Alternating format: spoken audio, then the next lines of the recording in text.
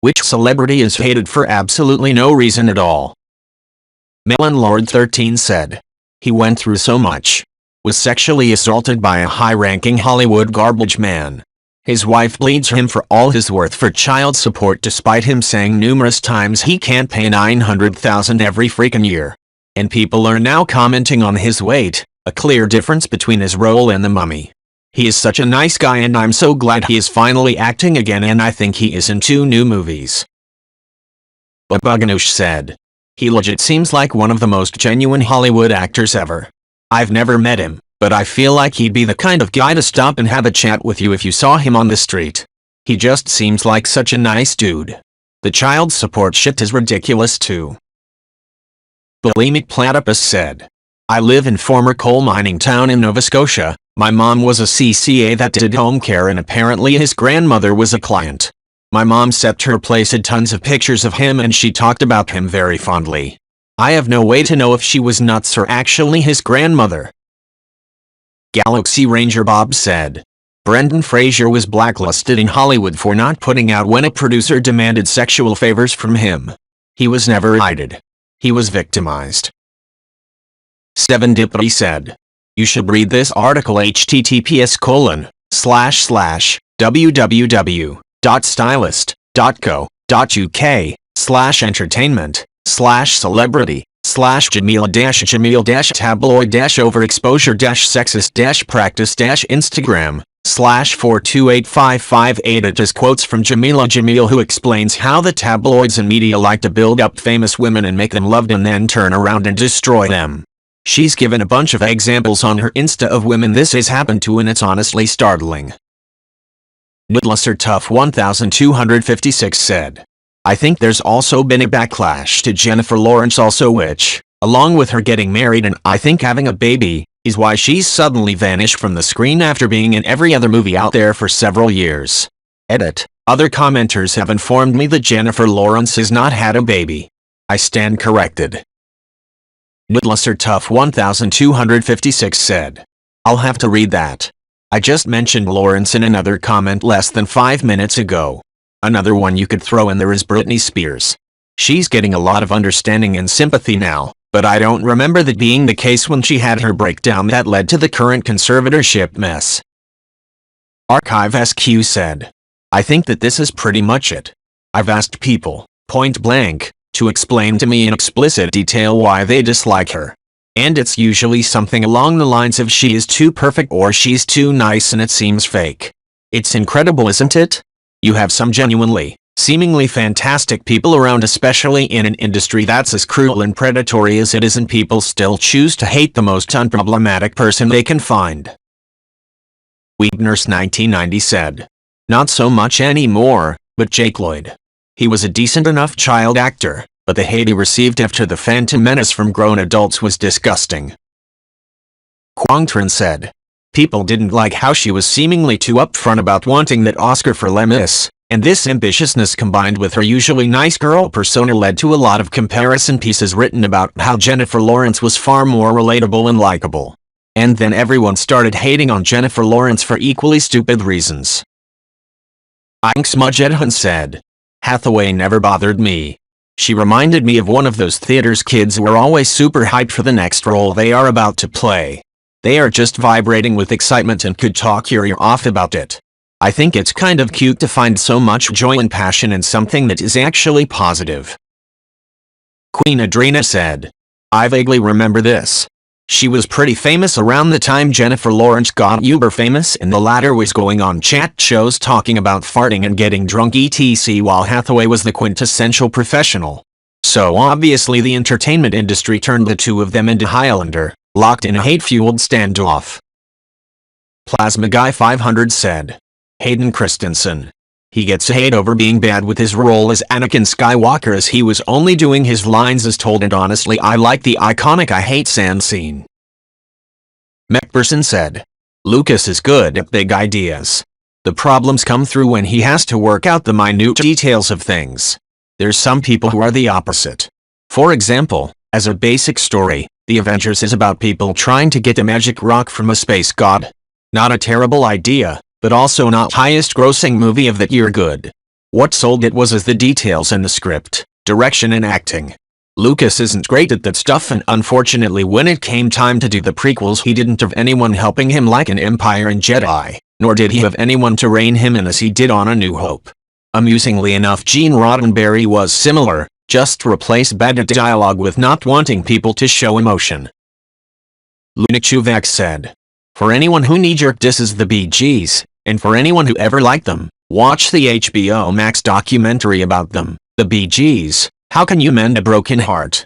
It does a great job showing their deep talents and their uniqueness as performers and songwriters, and their amazing ability to stay true to the musical genres they rode like waves over several shifts in popular music. They were really great before and even after disco. The documentary also hits on how the anti-disco movement was driven by pure racism and homophobia, and how they got lumped and dumped just because they were the face of the Saturday Night Fever soundtrack. Shit, most of the songs of theirs that were in the movie they had begun recording before the movie was ever conceived. Their story is both sweet and sad, but worthy of admiration. Highly recommend it. Edit, corrected the title of the documentary. I Buy Unwanted Gravy said, "Every time there are large wildfires in California, you know Guy Fieri will be there cooking for all the first responders. I think the worst thing he does is sometimes restaurants close after not being able to keep up with new traffic from diners, drive-ins and dives." Zerby said, "Everything I've read about him says his on-screen persona is just him being himself. He's a genuinely nice dude and really does do a show just to promote the restaurants he visits. Apparently if he doesn't like a restaurant he just doesn't feature it so nobody gets any negative publicity. And, as others have stated, he does a ton of charity work outside of his TV stuff." Sumner DeFag said, "I saw a clip of an interview about other films she made, Jennifer's Body, and she talked about how the producers made the entire marketing of the film, that was an horror comedy film who had teenage girls as a target audience, to revolve around her sex appeal, showing her looking hot in camera and making the film look just like eye candy for guys who wanted to see more sexy Megan Fox on screen. She was actually really upset about this because, even though the movie was reclaimed as a cult classic by the audience it was intended for not so long ago, it flopped when it aired because it gathered the opposite audience it was intended for, and she feels like it's all her fault and that she hates the fact that she was reduced to basically just the hot girl when she's actually a really talented actress." Universe Bear said, "Let's go with a historical one. Sonny Liston, two-time heavyweight boxing champion when boxing was king. Black man born into poverty and was illiterate, real age unknown. He fled his abusive father and moved to the city. Of course, being an illiterate black street kid in the 40s he pretty much had to join the gangs. Went to prison, and in prison he started boxing and it became quickly apparent that he was something special. When he was released the mob moved him to boxing where he started killing people left, right and center. Boxers were afraid of him. The current champion initially tried to get out of fighting him, but since Sonny had beaten everyone he fought it was obvious he'd have to fight for the championship. Consider it's likely Liston was in his late 30s, early 40s at this point. Liston, being an uneducated black man with criminal ties, represented something that America hated in the 60s. Liston was hounded by the press and hated by society. He blew through his opponent for the championship. He thought, "This is my redemption, the time where society will have to recognize me for who I actually am." He was very excited to come back to his town, expecting a greeting from the mayor and other townsfolk congratulating him for his momentous achievement, something done for every other champion at the time, but not a single soul showed up. Liston was still hated by society. Universe Bear said, "Liston went on to defend his championship another season, but it didn't make a difference. If anything, the hate was only magnified. After that he lost his spark. He lost to Muhammad Ali twice, and on both fights there was heavy allegation that Liston threw the fight for the mob.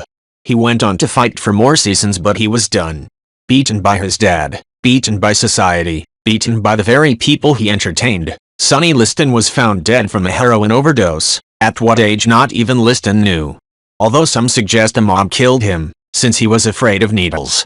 So that's my example of a celebrity society unjustly hated. R.I.P. Liston, those who learn about you now know you were a beast and a good man given your circumstances." It's 0NLYA Paper Moon said.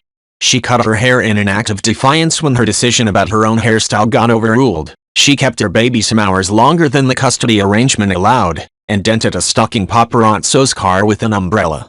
She never harmed anyone. It's super disturbing that while never even harming other people, she lost the right to her own money and to choose her own lawyer or doctor for 13 years, while still earning income through work. She has less rights than an accused murderer. If this can happen to a globally famous celebrity and the public didn't know, who else is silently suffering under these legal arrangements? Never Living Thuigan said. John Heder gets zero respect in the industry and is referred to as the ugliest actor in the industry. All because he typecasted himself with one role, Napoleon Dynamite. Living Employee 7735 said. Kaylee Cuoco. It's not her fault that Big Bang Theory was kind of annoying and that she and this show were massively overexposed for a period. She did the best she could do with her character, and even managed to be funny and charming in spots, which was honestly an impressive feat on that show. I think the hate started when she got the short haircut, which is so weird. She got it for a role and grew it straight out afterwards. And even if she didn't, what was the big fucking deal? Green Yoshi 89 said. Jojo Siwa. I don't know her at all, or her music. But people keep bullying her because of how she dresses and telling her she is too old for such crap. Honestly. Her audience are kids. WTF were you expecting? I would prefer kids to watch her and try to copy her style rather than being half naked and acting like hoes. She seems such a sweet person and is not harming anyone. I don't understand some people. First they get mad because teenagers show too much, but they also get mad because they are not showing enough. Bruh, fucking decide. Justine 1205 said. I had a female English teacher in college who didn't like her. We had a project where we had to present a woman we admired, from past or present time. Someone chose Malala and she got so pissed, she asked that person to redo the project and pick someone else. I remember being baffled by this, like I didn't even know that was allowed. How can you not like a young woman who has faced terrible adversity and who is promoting education for all young girls? Her reasoning was that we were talking too much about her at that time and that she didn't really have anything interesting to say. To this day, I still think that was fucked up. Birdopotamus said. I'm sure whatever her reasons it was the best choice for her. Athletes rarely turn away any chance to compete at the Olympic level. One of the reports I read was she had spell of vertigo during vaulting practice. Something like that is terrifying while tumbling 30 feet through the air. She saw problems and considered her health first. I'm glad she was stronger than pride and ego. Buttery Shame Cave said. My oldest dealt with a bout of vertigo last year that left him almost completely unable to skate at hockey practice when it hit. He ate it hard and then could barely get up. We had to drag him off the ice and get him to where the spinning would at least slow down. It took him down to barely being able to get around or do much. With that perspective, I cannot imagine how bad that would be when your whole sport and profession is centered around ignoring which way is up and throwing yourself to absurd heights while doing so. Lisa said. I remember seeing a good YouTube video about this topic which I've now forgotten. Basically Ed Sheeran and a lot of high-profile artists are constantly sued by anyone and everyone over copyright infringement because all it takes is one win and they'll make bank. As it's literally impossible to prove for certain and is entirely up to interpretation, the result of a lot of cases is just deemed by who is the better lawyer. In reality there are only so many chord progressions, key changes, and melodies to use and you'll find similarities in copying in thousands of songs, but it's not worth legally perusing some random person for 2 years just to get part of their sales for a single that song 500 copies. Chicken Machican said. This is our media showing us that they can make us believe anything they want to. Look at Britney Spears. She came out of nowhere to become the hottest girl in country, then she fucked up just a little bit and the tabloids had a field day. The media drove her to shaving her fucking head, then she fucked up not buckling her kids in their car seats, and a million pictures of her driving and those crazy fuckers chasing her. Then when she had to tell her story on the gossip channels, let her dad give her an allowance and control her life, you started hearing a few good things about her. She's doing okay in Vegas now and even though I don't know this girl, I somehow hope she makes it. Chan's 18th dad said. Jealousy maybe? Like a 13-year-old is doing better in life than them supposedly happy adults? But that doesn't mean I didn't hated him in the past. Well, when I was about 14-15 myself. 2 reasons.